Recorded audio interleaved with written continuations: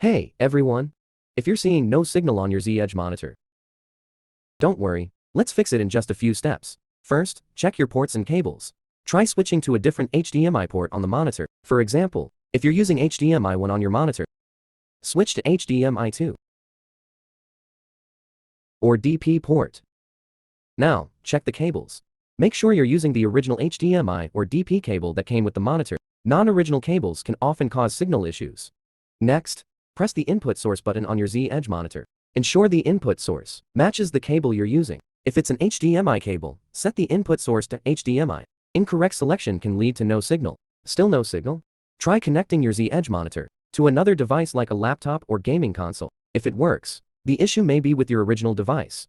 Last, check your adapter. It could be the problem. If possible, connect the monitor directly without the adapter. If the issue persists, try a different adapter.